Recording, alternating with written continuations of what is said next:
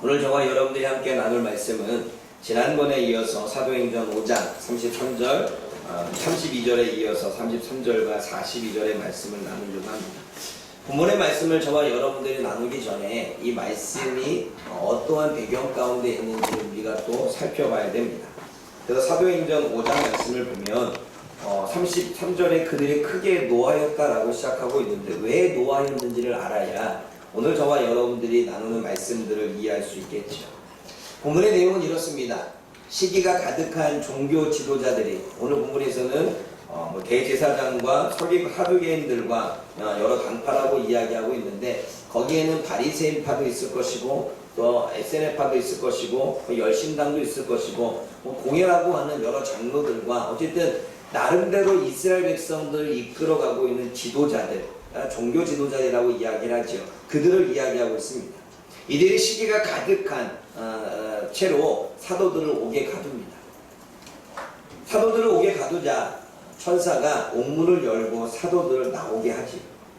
옥에서 나왔던 사도들은 성전 앞에서 생명의 말씀인 하나님의 말씀을 또 증거하기 시작합니다.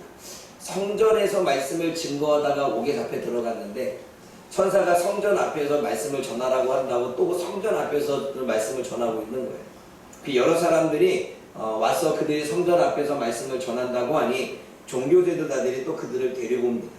그래서 공회 앞에 세우고 예수님의 이름으로 가르치지 말라고 금에도 가르치고 있으니까 그들에게 이야기하는 거죠. 더 이상 얘기하지 말라고 하지 않았느냐. 그랬더니 사도들이 뭐라고 이야기하냐면 사람의 말을 따르는 것이 하나님의 말씀을 따르는 것과 무엇이 맞느냐. 사람의 말을 따르는 게 맞느냐 하나님의 말씀을 따르는 게 맞느냐. 우리는 하나님의 말씀에 순종하는 것이 마땅하다고 여긴다. 그래서 성전 앞에서 말씀을 전한다고 이야기를 합니다. 사도들이 예수님이 행하신 일에 증인이 된다라고 이야기를 하고 있죠. 그리고 32절 말씀 한번 읽어볼까요? 32절입니다. 시작. 그들은 이에 증인이요 하나님이 자기에게 순종하는 사람들에 대해 주신 성령도 그러하니라. 예수님의 이름에 대해서 예수님의 이름으로 뭐든지 말하지 말라고 말하는데 우리는 예수님이 행하신 일 그리고 예수님이 행하셨던 업적들 그리고 그분이 나타냈던 모든 것들에 대한 증인이라고 전하게 되죠. 그래서 이 모든 이야기를 듣고 종교 지도자들이 크게 분노합니다. 여러분 생각해 보십시오. 네 말 맞는 게 나? 하나님 말씀 맞는 게 낫지? 그리고 네가 말하지 말라고 해도 우리는 전할 거다. 그리고 전하는데 이 예수님이 얼마나 우리들에게 위대한 분이고 예수님이 하신 업적을 증거하는 게 우리가 할 일이야. 이렇게 말하니까 열 받겠어요? 안 받겠어요?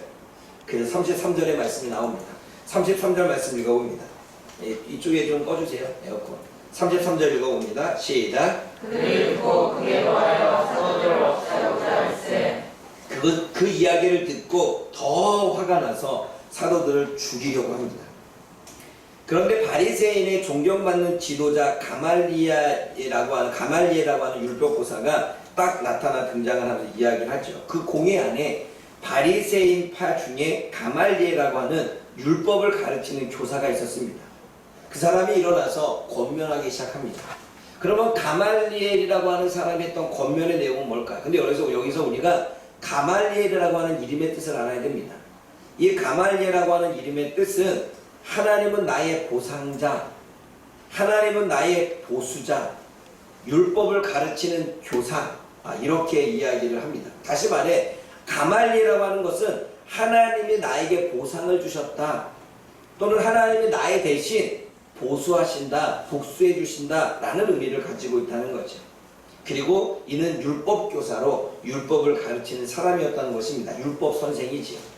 그 가말리엘이 사도들을 내보내고 공회에 명령을 합니다. 34절을 보면 그 율법교사가 모든 백성에게 존경을 받고 있는데 공회 중에 일어나서 사도들은 잠깐 나가게 하고 그리고 남아있는 공회원들에게 이야기를 하지요. 그러면서 36절에 뭐라고 이야기합니까? 35절에 한번 읽어봅니다. 35절 시작. 만약에 이스라엘 사람들아 너희가 이 사람들에게 대하여 어떻게 하려는지 조심하라. 예수 믿는 사람들에 대해서 너희가 조심히 행동해라 이 말합니다. 너희가 지금 이 사람들에 대해서 이 사도들에 대해서 죽이려고 하는 행동을 조금 스스로 생각해서 주의할 줄 알라는 거예요. 이 사람을 죽이는 것이 옳은 것인지 죽이는 것이 옳지 않은 것인지 잘 고민해 보라는 것입니다. 그러면서 그 이유에 대한 이야기가 36절과 37절에 역사적인 이야기를 하지요. 그 역사적인 이야기 중에 하나가 바로 드다의 반역입니다. 드다라고 하는 사람이 백성을 선동해서 반역을 일으켰습니다. 로마에 대한 반역이겠지요. 로마의 정부에 대한 로마이 속박을 해서 힘들어지는 사람들에 대한 백성을 구원하기 위한 그러한 반역을 일으켰는데 그때 400명이나 따랐다고 합니다. 그런데 400명이 따랐는데 드다가 잡혀서 죽임을 당하자 그 400명 따랐던 사람들이 해체가 되었다고 말합니다. 그게 36절의 이야기죠.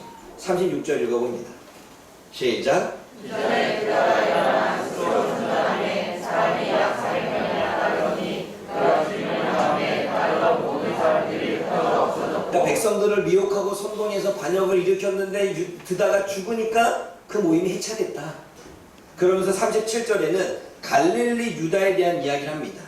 갈릴리 유다도 백성을 빼어서 갈릴리 지역에서 반역을 일으킵니다. 그 갈릴리 유다가 반역에 실패를 하고 도망갑니다. 도망을 하자 그 따르던 백성들조차도 또 흩어졌습니다. 드다는 잡혀서 죽임을 당했고 갈릴리 유다는 도망을 갔습니다. 그러자 그들 따랐던 모든 사람들이 흩어졌다는 것입니다.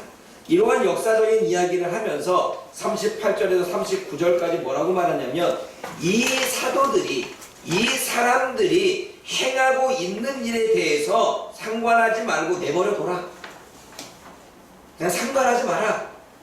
만약 그들의 사상이 그들의 의도와 목적이 그들의 결심이 사람으로부터 났으면 무너질 것이고 그들의 결심이 정말 하나님의 뜻이라면 이거는 우리가 사람이 무너뜨릴 수 없다. 그게 36절과 37절의 이야기죠. 38절과 39절의 이야기죠. 우리 한번 읽어봅니다. 시작. 이제 내가 너희에게 말하노니 이 사람들을 상관하지 말고 버려두라. 이 사람과 이 소행이 사람으로부터 났으면 무너질 것이요 만일 하나님께로부터 났으면 너희가 그들을 무너뜨릴 수 없겠고 우리가 하나님을 대적하는 자가 그 이야기입니다. 드다가 일어나서 죽임을 당하자 그 모임이 해체가 됐고 갈릴리 유다가 반역했는데 도망하자 그 모임이 해체된 것처럼 이 사도들이라고 하는 사람이 이 예수당들이 이 그리스당들이 그렇게 자신들의 백성들을 현혹하고 미혹하는데 그 미혹하다가 그냥 도망가거나 문제가 생기면 그냥 자연스럽게 해체가 될 수 있다. 그러니 그 일로 인해서 우리가 죄를 범하는 것은 잘못된 것이 아니냐. 만약 이것이 사람으로부터 났으면 드다와 갈릴리 유다처럼 무너질 것인데 하나님으로부터 났으면 무너지지 않는데 이것을 우리가 만약에 잘못하다가는 하나님께 반역하는 거가 될 수 있지 않냐. 그리고 도리어 하나님의 뜻을 대적하는 사람이 될 수 있지 않겠느냐. 그러니 조심할 필요성이 있다. 그냥 내버려 두면 그냥 무너질 수 있다 라고 이야기를 하고 있는 것입니다. 그랬더니 40절에 공회원들이 그 이야기를 옳게 여깁니다. 역시 스승은 스승이에요. 율법을 가르치는 교사가 지혜롭게 얘기하니까 그 말을 받아들이고 그 권면을 옳게 여겨 사도들을 불러다가 예수님의 이름으로 다시 한번 금하고 채찍을 때리고 죽이지는 않고 놓아줍니다. 근데 여러분, 이 사상과 이 소행이 지금 2000년이 지났는데도 이어지고 있습니다. 그러면 이것은 사람으로부터 난 게 아니라 하나님으로부터 났다는 사실을 알 수 있지. 뿐만 아니라 사도행전은 지금 5장입니다. 사도행전 28장까지 전체를 보면 예루살렘과 유대 지역으로 벌어졌던 이 하나님의 말씀이 사마리아와 땅끝까지 유럽까지 전해지는 것을 보게 되어집니다. 오히려 핍박을 당하면 당할수록 더 복음이 증거되어졌고 밟으면 밟을수록 더 많은 사람들이 주님의 믿음 안으로 돌아오는 것을 보게 되어집니다. 무너지는 것이 아니라 더 세워졌습니다. 없어지고 해체되는 것이 아니라 더 많아졌습니다. 그럼 우리는 이것이 하나님으로부터 주어진 일이라는 사실을 우리는 잠시나마 짐작할 수가 있는 거지. 그 이야기를 듣고 사도들의 반응, 채찍에 맞고 난 이후에 노임을 당한 이후에 사도들의 반응이 어떻습니까? 여러분 41절 읽어봅니다. 41절 시작. 사도들은 그 이름을 위하여 능력받을 일에 합당한 자로 여기시면 기뻐하면서 공회하여 그를 떠나더라. 사도들은 예수님의 이름으로 능력을 받는 것을 합당하게 여겼습니다. 여기서 능력을 받다라고 하는 것은 예수님의 이름 때문에 모욕을 당하고 예수님의 이름 때문에 수치를 당하고 예수님의 이름 때문에 창피를 당하는 일이 겪어도 오히려 내가 그것을 합당하게 가치 있게 여겼다는 거예요. 여러분, 공개석상에서 여러분들이 모욕을 당하고 수치를 당하고 창피를 당하는 일이 생기게 되면 우리는 얼굴도 빨개지고 다시는 그 모임에 가지 않으려고 할 것입니다. 그래 안 그래요? 만약 여러분들이 직장에서 그러한 모욕을 당했다면 그때부터 직장과 나의 사이는 멀어지지요. 공동체 모임에 가지도 않고 자꾸 나도 모르게 바깥으로 돌게 되어지지. 교회 안에서 저와 여러분들이 모욕을 당하고 수치를 당하고 그리고 창피를 당했다면 교회 나오는 게 쉽지 않지 않겠습니까? 그래 안 그래요? 그게 사람입니다. 그런데 예수님의 이름 때문에 어디를 가든 창피를 당하고 저 예수당이야. 쟤네 맨날 옥에 갇혀 들어가서 정가도 있어. 쟤네 맨날 예수님의 이름을 전하는데 맨날 그렇게 채찍에 맞고 욕을 먹어도 저렇게 증거해. 가는 곳곳마다 사람들이 손가락질을 합니다. 그런데 그것을 합당하게 여겼대요. 가치 있게 여기고 그리고 그것을 합당히 여기며 41절에 즐거워했다고 말합니다. 즐거워했다라고 하는 것은 그 창피가 그 모욕이 그 수치심이 자기로 하여금 감추고 숨고 도망가게 만든 게 아니라 당당했다는 거예요. 예수님의 이름 때문에 우리가 창피를 당해? 이거는 가치 있는 일이야. 이거는 예수님의 이름 때문에 모욕을 당하면 이거는 복된 일이야. 그러면서 오히려 웃고 다녔다는 거예요. 여러분, 그러면 그렇게 웃고 다니는 사람들을 바라봤을 때 모욕했던 사람은 또 뭐라고 얘기할까요? 쟤네들은 미친 애들이야. 이렇게 욕하고 이러는데도 저렇게 웃고 다녀? 정말 상종 못할 존재들이야 라고 이야기를 하겠죠. 그게 지금의 우리가 다니는 시대가 아니겠습니까? 41절 다시 읽어보십시오. 시작. 사도들은 그 이름을 위하여 능력받는 일에 합당한 자로 여기시면 기뻐하면서 공회하여 그를 떠나더라. 그런데 여러분, 그것으로 끝나는 게 아니라 공회를 나오고 공회를 떠난 사도들이 날마다 성전이든지 집에서든지 길거리에서든지 어디서든지 예수를 그리스도라고 메시아라고 구원자라고 가르치고 전도했다는 거예요. 모욕을 당해도 창피를 당해도 손가락질을 받아도 욕을 당해도 미쳤다는 얘기를 들어도 쟤네들은 배알도 없어라고 이야기를 들어도 날마다 성전에서 집에서 길거리에서 예수님의 이름을 전하고 가르쳤다는 것입니다. 사랑하는 여러분, 그래서 성령의 권능은 기쁨이라고 한 이유가 고난을 당해도 기뻐하고 있는 거예요. 모욕을 당해도 기뻐하고 있어요. 내가 수치심을 느껴도 기뻐하고 있어요. 그리고 그것을 당연하고 가치 있게 여기고 있다는 것입니다. 그럼 오늘 이 말씀을 통해서 저와 여러분들 몇 가지의 교훈을 나누고자 합니다.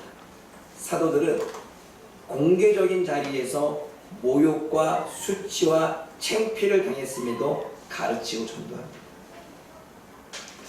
아마 저와 여러분들의 삶을 되돌아보십시오.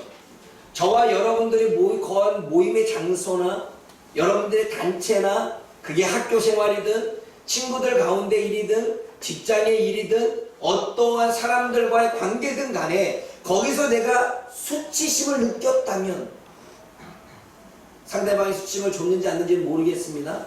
모욕을 당한 느낌이 들었다면, 조롱을 받은 느낌이 들었다면, 창피함을 느꼈다면, 여러분 솔직히 말해요. 그 모임 다시 가고 싶습니까? 저처럼 뻔뻔한 사람은 가요. 왜냐면 저는 그거 별로 신경 안 쓰거든요. 그런데 우리는 대부분 가지 않습니다. 그런데 사도들은 그럼에도 불구하고 예수님의 이름을 가르치고 전도하려고 나갔다는 거예요. 여러분 밖에 나가서 전도하는데 사람이 위아래를 훑어보면서 코로나 상황 이후에 더 그렇습니다. 더 복음이 닫혔어요. 더 우리는 욕을 먹습니다. 아무리 선한 일을 해도 그 선한 일이 사람들한테는 플러스가 되지 않습니다. 사람들은 선한 일을 기억하기보다는 안 좋은 일을 더 많이 기억합니다. 그렇기 때문에 이제는 그리스도인들이 밖에 나가 전도하는 것 자체가 힘들어졌습니다. 더군다나 한참 코로나 시절에 이렇게 서울의 어느 한 목사님이 막 이렇게 난리를 쳐서 더 그렇게 되어졌습니다. 내가 이름은 얘기하지 않을 거예요. 얘기하면 다 알아 누군지. 그로 인해서 기독교는 더욱더, 그리고 하나님을 믿는 사람들은 더욱더 욕을 듣게 되어졌죠. 그렇기 때문에 나가서 복음을 전한다 쉽지 않습니다. 복음을 전하면 위아래를 훑어보고, 이전에는, 요즘에 우리 전도를 하고 계신 분들이 예전에는 더 많이 받았었는데 지금 더 많이 안 받는데, 이러한 상황 가운데 가는 시대가 지금의 시대입니다. 그리고 어떤 사람은 위아래를 훑어보거나, 어떤 사람은 됐어요 라고 이야기하거나, 어떤 사람은 나 불교 믿어요. 저렇게 전도하고 나와야 돼? 전도지 갖고 좀 다른 사람들 도와주지. 이런 얘기를 들으면 솔직히 기분 별로 안 좋잖아요. 그럼 다음에는 전도하고 나가고 싶겠습니까? 만약에 사람들이 반응이 좋다면 나가겠죠. 반응이 별로 안 좋으면 나가고 싶지 않아요.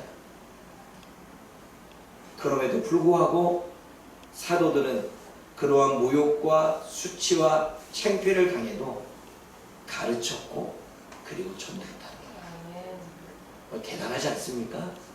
이거는 정말 성령께서 인도하시고 성령께서 그 마음을 붙잡아 주시고 성령께서 그 안에 그것을 희석시킬 수 있는 능력을 주지 않았다면 가능하지 않은 일입니다.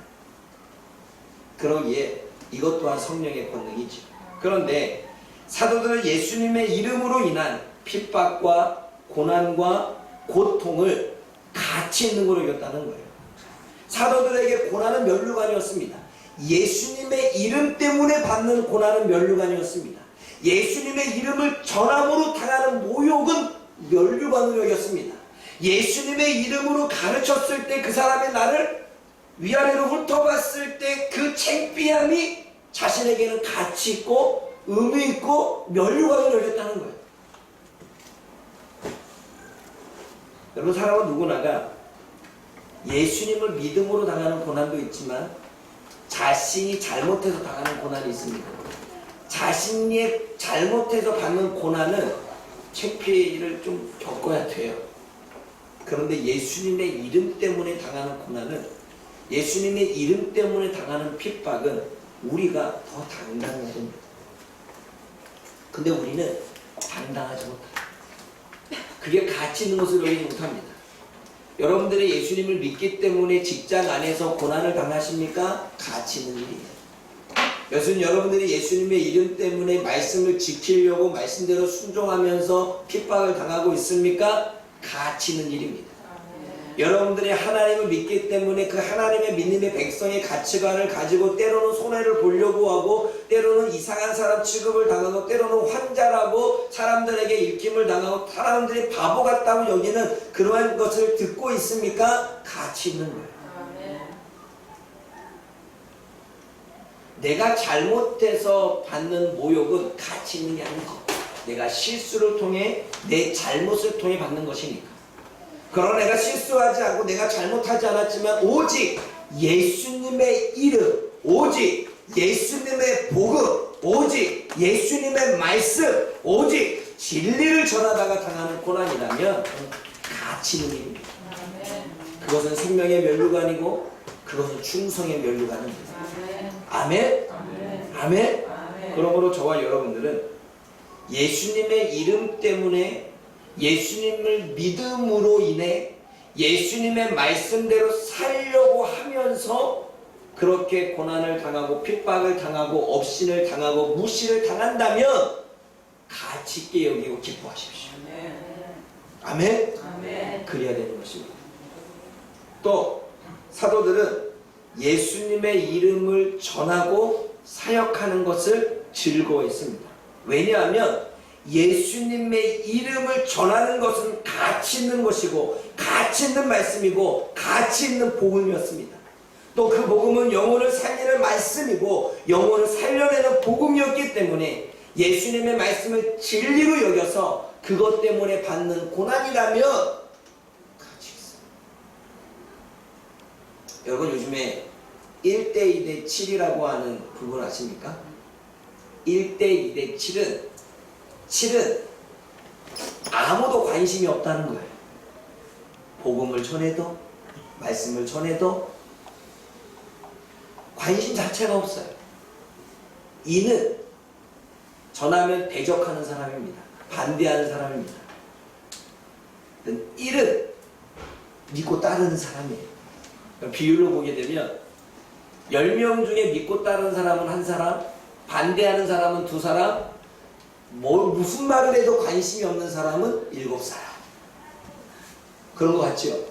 학교에서 마찬가지입니다. 제가 이거를 진로교육하는 학교 학생들한테 대입해 봤어요. 1대 2대 7 맞아요.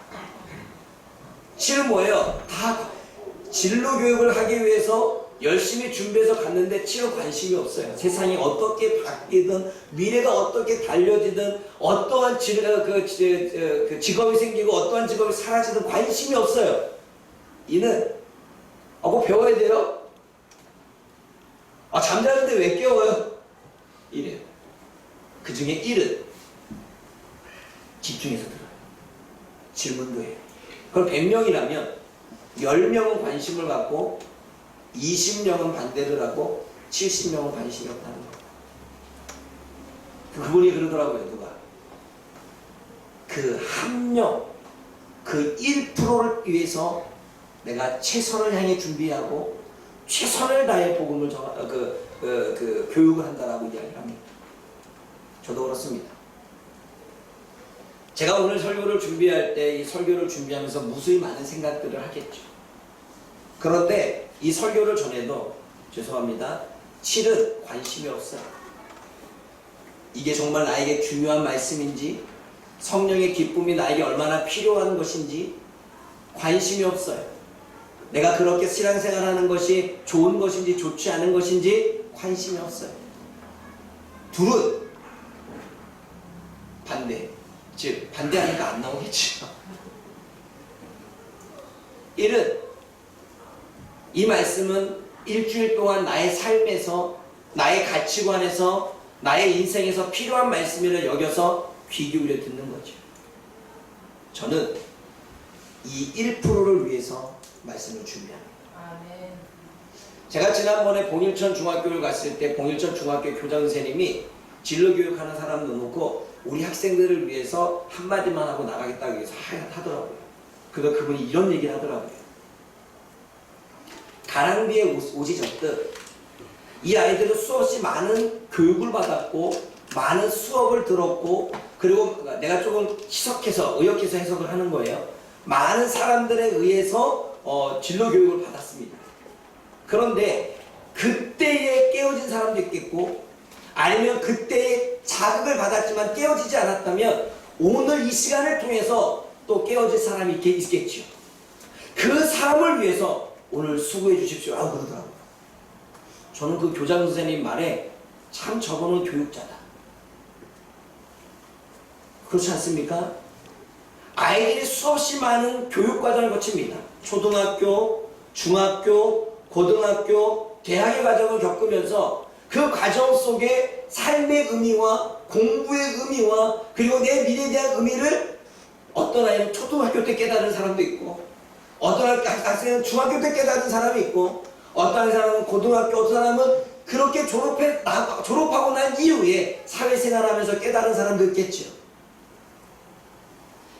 그런데 그것은 그냥 끝난 게 아니라 그것은 그에게 가랑비에 옷을 젖듯 서서히 그들의 가치관에 서서히 그들의 마음에 뭔가 영향을 미쳤다는 사실입니다. 그리고 그들이 그때에 깨진다는 이야기죠. 그 이야기를 듣고 마음에 감동을 느꼈죠. 그래, 내가 오늘 진로를 교육하는 데 있어서 7은 관심이 없고 2는 반대하고 10%, 1%만 관심을 갖는다고 한다면 그 1%의 학생을 위해서 최선을 다하죠. 있는 거 다 쏟아내고 그 아이가 깨질 수 있다면 나는 값진 사역을 한 것이다. 지금도 마찬가지입니다. 관심이 없는 사람은 잠을 자겠죠. 이것이 나에게 필요하다 생각하지 못하는 사람들은 귀를 닫겠죠. 그러나 오늘도 하나님의 말씀이 진리라고 여기고 그 말씀이 우리의 능력이라고 여기는 사람의 귀기는 그 사람을 위해서 오늘 말씀을 준비한 것입니다. 이 말씀이 그 사람의 삶의 변화를 이뤄낼 수 있다면, 이 말씀이 그 사람의 가치관에 뭔가 영향을 미칠 수 있다면, 하나님의 복음을 통해서 내가 인생을 새롭게 바꿀 수 있는 터닝 포인트가 될 수 있다면 그 1%를 위해서 최선을 다해 하나님의 말씀을 증거하는 것입니다. 그것이 저는 가치 있는 것입니다. 여러분, 전에도 제가 그 전도하는 팀들에게 복음을 싼 복음으로 만들지 마라 얘기했습니다. 복음을 제발 한번 들어줘, 제발 한번 믿어줘, 제발 한번 내 이야기를 들어서 교회에 나와줘, 이렇게 하지 마라. 구걸하지 마라. 복음은 구걸하는 게 아니에요. 복음은 선포입니다. 하나님을 믿을 때 구원이 일어나고 예수님을 믿을 때 구원이 일어나고 우리가 하나님의 진리의 말씀을 믿는다면 하나님의 말씀대로 살 때 하나님의 축복이 임하기에 이것을 믿는다면 너 믿을래 안 믿을래? 너 믿으면 넌 복 받는 거고 너 믿지 않으면 손해야. 이러한 자세로 복음을 전해야 되죠. 복음은 싸우려고 아닙니다. 복음은 값지는 것입니다. 그러므로 사랑하는 여러분, 이 시간에 저는 저와 여러분들에게 하나님의 말씀을 믿으라고 강요하지 않습니다. 믿고 싶은 자 믿는 것이고 받아들일 수 없는 자 못 믿는 거지. 그러나 믿음이 생기는 그 한 사람, 하나님의 말씀을 진리로 여길 그 한 사람, 하나님의 말씀을 생명으로 여기며 살아갈 그 사람에게 오늘 이 말씀을 전하는 것입니다. 사랑하는 여러분, 하나님의 복음은 구걸해서 얻는 게 아닙니다. 세상 사람들에게 모욕을 당하고 창피를 당하고 조롱을 당해도 네가 믿으려면 믿고 믿지 않으면 믿지 마. 믿으면 너에게는 은혜가 주어지지만 믿지 않으면 영원한 지옥에서 너는 고난을 당할 거야. 그런데 그 고난에서 내가 너를 건져주기 위해, 그 고난 가운데 내가 너를 살려내기 위해, 그 고난에서 네가 하나님의 은혜로 정국에 가도록 하기 위해 나는 너를 돕는 사람이야. 그런데 나를 모욕해, 나를 조롱해, 나를 업신여겨, 영향받을 수 받지 말아야죠. 사랑하는 여러분, 하나님의 말씀의 복음을 전하는 자는 영혼을 살리는 자입니다. 하나님의 말씀의 진리를 전하는 자는 세상에서 가장 가치 있는 보물을 전하는 것입니다. 그런데 왜 제발 한번 받아주려고 구걸하십니까? 만약 세상 사람들에게 여기 있는 보석을, 금덩어리를 갖다 준다면 너도 나도 받겠죠. 그런데 그들은 복음이 금보다 더 높고 복음이 은보다 더 높은 줄 모릅니다.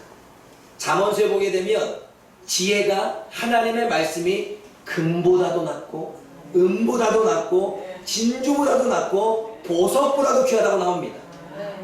그러므로 우리는 그것보다 더 귀한 말씀, 복음의 진리를 전하는데 당당해야 되지 않겠습니까? 안 받으면 누가 손해요? 그들이 손해요. 아멘? 아멘? 아멘? 당당하십시오. 아멘. 우리는 가치 있는 것을 전하는 하나님의 백성들이며 우리는 가치 있는 것을 저들에게 생명을 주기 위해서 하나님의 말씀을 전하는 이들이기에 우리의 말에 귀를 기울이는 딱 1%라 할지라도 그들을 위해서 최선을 다해서 최고의 것으로 하나님 앞에 나아갈 때에 하나님은 저와 여러분들에게 잘했다 칭찬받는 종이라 칭찬하실 줄 믿습니다. 아멘. 사랑하는 여러분, 오늘 저와 여러분들에게 복음을 전했습니다. 기쁨, 어떠한 고난에도 어떠한 어려움에도 어떠한 환경 속에서도 잃어버리지 않는 기쁨. 왜냐하면 예수님의 이름 때문에 참는 것, 예수님의 이름 때문에 말을 안 하는 것, 예수님의 이름 때문에 싸우고 있는 것, 예수님의 이름 때문에 내가 고난을 당하는 모든 것들은 가치 있는 것이기에 기꺼이 그것을 즐길 줄 아는 저와 여러분들 되어지기 원합니다. 아멘. 그것을 즐길 줄 아는 대표적인 사람이 사도 바울이었습니다. 감옥에 갇혀도 복음을 전하다가 39대의 채찍을 맞아도 기뻐하고 즐거워하며 주님의 복음을 끝까지 증거했던 사도 바울의 그 기쁨처럼 저와 여러분들이 감옥 속에 갇혀있다 할지라도, 저와 여러분들이 고난 가운데 있다 할지라도 그것이 예수님의 이름이 걸려있다면 가치 있게 여기고 기뻐하며 즐거워할 수 있는 성령의 9가지 열매를 맺어갈 수 있는 저와 여러분들 되어지기를 주님의 이름으로 축복합니다. 기도하겠습니다. 사랑의 하나님 아버지, 참으로 감사합니다. 오늘도 하나님이 우리에게 주시는 이 복음의 말씀들을 하나님 우리가 듣고 깨닫기를 원합니다. 하나님의 말씀은 듣든지 듣지 아니하든지 진리의 말씀입니다. 하나님의 말씀을 내가 믿든지 믿지 않든지 살아계신 하나님의 생명의 말씀입니다. 하나님의 말씀을 내가 받아들이든지 받아들이지 않든지 그 말씀은 우리들에게 은혜를 주고 우리의 삶을 터닝포인트 변화시키며 새롭게 할 능력의 말씀인 줄 믿습니다. 오늘도 이 말씀을 부여잡고 주어지는 인생을 새롭게 살아가고 우리의 삶의 변화를 일으켜 하나님이 원하시는 뜻을 이루어낼 수 있는 모든 성도들이 되어지도록 성령 하나님 함께하여 주옵소서. 예수님의 이름으로 감사하며 기도드립니다. 아멘.